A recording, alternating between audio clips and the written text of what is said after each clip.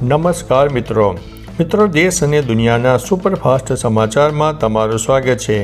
બિહાર ચૂંટણીના મોટા સમાચાર। હાર પછી રાહુલ ગાંધીએ શું કહ્યું? બિહાર ચૂંટણીમાં મહાગઠબંધનની કારમી હાર બાદ રાહુલ ગાંધીએ એક સુપર પ્રતિક્રિયા આપી છે। તેમણે કહ્યું છે કે મહાગઠબંધનમાં વિશ્વાસ મૂકવા બદલ બિહાર મતદારોનો આભાર। તેમણે કહ્યું છે કે આ પરિણામો આશ્ચર્યજનક છે કારણ કે આ ચૂંટણી શરૂઆતથી જ નિષ્પક્ષ નહોતી। રાહુલ ગાંધીએ દાવો કર્યો છે કે આ લડાઈ સંવિધાન અને લોકતંત્રની રક્ષા માટે છે અને કોંગ્રેસ આ પરિણામોની ગહન સમીક્ષા કરશે।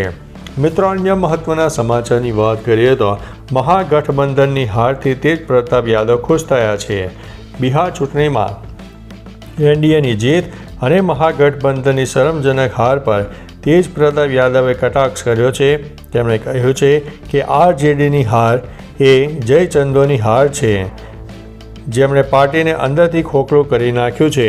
તેમણે ઉમેર્યું છે કે બિહારે સ્પષ્ટ મેસેજ આપ્યો છે કે હવે રાજકારણ પરિવારવાદનું નહીં પણ સુશાસન અને શિક્ષણનું હશે। તેજ પ્રતાપે કોંગ્રેસ પણ ખતમ થઈ ગઈ હોવાનું કહ્યું અને હારવા છતાં ખુશી વ્યક્ત કરી હતી। મિત્રો, અન્ય મહત્વના સમાચારની વાત કરીએ તો બિહારમાં વ્યાપકપણે વોટ ચોરી, જયરામ રમેશે લગાવ્યા છે આરોપ। કોંગ્રેસ નેતા જયરામ રમેશે બિહાર ચૂંટણી પરિણામો અંગે એક સુપર આકરા પ્રહારો કર્યા। તેમણે લખ્યું છે કે બિહારના ચૂંટણી પરિણામો વડાપ્રધાન, ગૃહમંત્રી અને ચૂંટણી પંચ દ્વારા રચવામાં આવેલી વ્યાપક વોટ ચોરીને સ્પષ્ટપણે દર્શાવે છે। તેમણે વધુમાં કહ્યું છે કે ભારતીય રાષ્ટ્રીય કોંગ્રેસ સંવિધાન અને લોકતંત્રની રક્ષા માટે પોતાના અભિયાનને વધુ મજબૂતી સાથે ચાલુ રાખવાનો સંકલ્પ દોહરાવે છે। મિત્રો, અન્ય મહત્વના સમાચારની વાત કરીએ તો જયા બચ્ચને કહ્યું કે તારું મોઢું તોડી નાખીશ। અભિનેત્રી જયા બચ્ચન મુંબઈમાં એક ઇવેન્ટ દરમિયાન એકવાર પાપારાઝી પર ગુસ્સે થતા જોવા મળ્યા।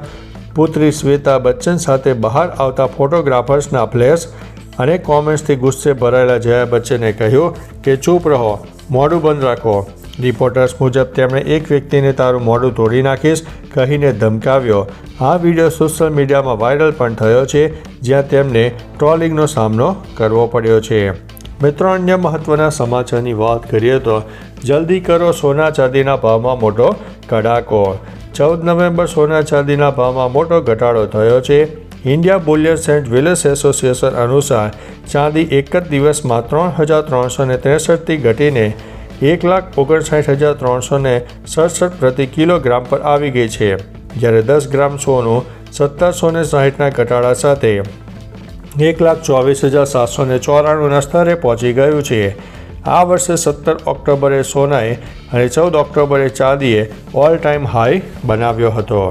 મિત્રો, અન્ય મહત્વના સમાચારની વાત કરીએ તો તકલીફ હોય તો જલ્દી લાહોરની ટિકિટ કરાવી લે।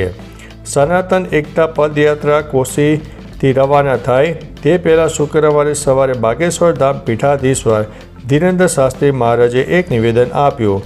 તેમણે કહ્યું છે કે જે લોકો રામના નામ, વંદે માતરમ અને જય શ્રી રામથી તકલીફ હોય તેઓ જલ્દીથી લાહોરની ટિકિટ કરાવી લે। જો પૈસા ન હોય તો અમે કરજ લઈને પોતાને પૈસે ટિકિટ કરાવીશું। જે રામનો નહીં તે કોઈ કામનો નહીં। મિત્રો, અન્ય મહત્વના સમાચારની વાત કરીએ તો બેવડી ઋતુના કારણે વડોદરામાં રોગચાળો વકર્યો। રાજ્યમાં છેલ્લા એક અઠવાડિયાથી ઠંડીનું જોર વધી રહ્યું છે। રાત્રે અને સવારે ઠંડી તો બપોરે ગરમીનો માહોલ જોવા મળી રહ્યો છે। રાજ્યમાં બેવડી ઋતુના કારણે રોગચાળાના કેસમાં પણ વધારો જોવા મળી રહ્યો છે। હાલ વડોદરામાં રોગચાળો વકર્યો હોવા છતાં આંકડા મોટા સામે આવી રહ્યા છે। ખાનગી હોસ્પિટલના આંકડા જોડવામાં આવે તો આ આંકડા 3થી 5 ગણા વધી શકે છે।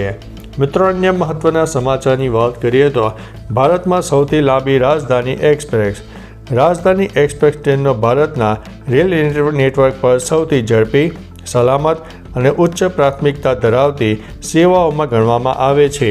તિરુવનંતપુરમ હજરત નિઝામુદ્દીન રાજધાની એક્સપ્રેસ ભારતની સૌથી લાંબી રાજધાની એક્સપ્રેસ માનવામાં આવે છે। આ સુપરફાસ્ટ ટ્રેન આશરે 42 કલાકમાં આશરે 2,843 કિલોમીટરનું અંતર કાપે છે અને દેશના ઉત્તરથી દક્ષિણ સુધીના 7 મુખ્ય રાજ્યોને જોડે છે।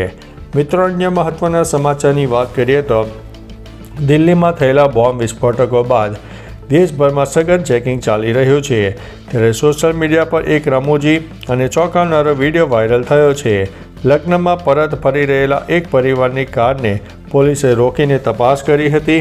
જ્યારે પોલીસે કારની ડેકી ખોલી ત્યાં મામાનો દીકરો ડેકીમાં હતો, કારણ કે કારની સીટ પહેલેથી જ અન્ય લોકોથી ભરેલી હતી। આ અનઅપેક્ષિત દ્રશ્ય જોઈને પોલીસ અને પરિવાર બંને હસી પડ્યા હતા। અન્ય મહત્વના સમાચારની વાત કરીએ તો ધર્મેન્દ્રના મોતના ખોટા સમાચાર ફેલાવવા બદલ ચાહકો ભડકી ઉઠ્યા છે। અભિનેતા ધર્મેન્દ્રના મૃત્યુ અંગે ખોટા સમાચાર પ્રસારિત કરવા બદલ સોશિયલ મીડિયા પર લોકોએ આજતક ચેનલ અને તેના એન્કર અંજના ઓમ કશ્યપ સામે ભારે ગુસ્સો વ્યક્ત કર્યો છે। યુઝર્સે આ રિપોર્ટિંગને બેજવાબદાર પત્રકારત્વ ગણાવ્યું છે અને ચેનલની કડક ટીકા કરી છે। ઘણા યુઝર્સે કટાક્ષમાં પૂછ્યું છે કે હવે ખોટા સમાચાર કોણ ફેલાવશે। લોકોએ સચોટ અને જવાબદાર રિપોર્ટિંગની માંગ કરી છે। અન્ય મહત્વના સમાચારની વાત કરીએ તો શું એકાઉન્ટ ઝીરો બેલેન્સ હોય તો બેંક દંડ કે ખાતું બંધ કરી શકે ખરા? ઝીરો બેલેન્સ એકાઉન્ટ ધરાવતા ગ્રાહકો માટે આ ઉપયોગી માહિતી છે। આરબીઆઈની માર્ગદર્શિકા મુજબ જો તમારા ખાતામાં બેલેન્સ શૂન્ય થઈ જાય તો પણ બેંકો માત્ર બેલેન્સ ન હોવાને કારણે દંડ વસૂલી શકતી નથી અને ખાતું બંધ કરી શકતી નથી।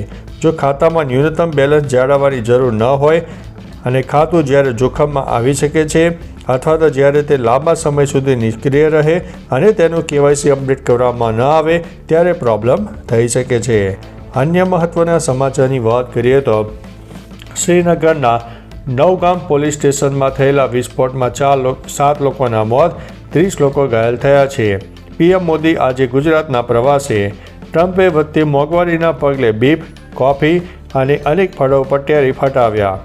બિહાર ચૂંટણીમાં ભાજપ 89 બેઠકો સાથે સૌથી મોટા પક્ષે તરીકે ઉભરી આવી છે।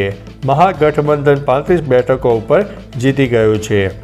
જનસુરતના ઉમેદવાર ચંદ્રશેખરસિંહનું હૃદયરોગના હુમલાથી અવસાન થયું છે।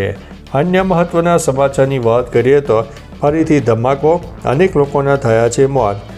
શ્રીનગરના નવગામ પોલીસ સ્ટેશનમાં શુક્રવારે રાત્રે મોટો વિસ્ફોટ થતાં 7 લોકોના મોત થયા છે અને 30 વ્યક્તિઓ ઘાયલ થયા હોવાનું પ્રાથમિક તબક્કે જાણવા મળ્યું છે।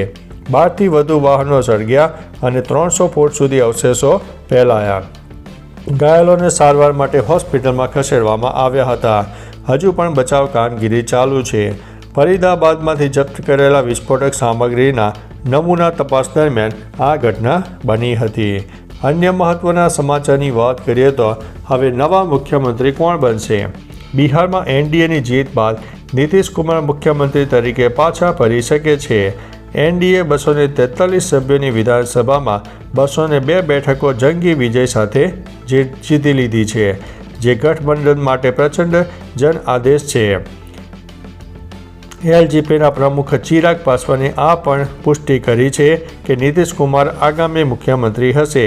આ પરિણામ પીએમ મોદીની લોકપ્રિયતા અને મહિલા મતદારોના જબરદસ્ત સમર્થન ઉપર મહોર મારે છે, જેમનો મતદાન ટકાવારી પુરુષો કરતાં વધુ હતો। તો ચાલો મિત્રો, ફરીથી દેશ અને દુનિયાના સુપરફાસ્ટ સમાચાર લઈને મળતા રહીશું। ત્યાં સુધી અમને રજા આપશો। નમસ્તે।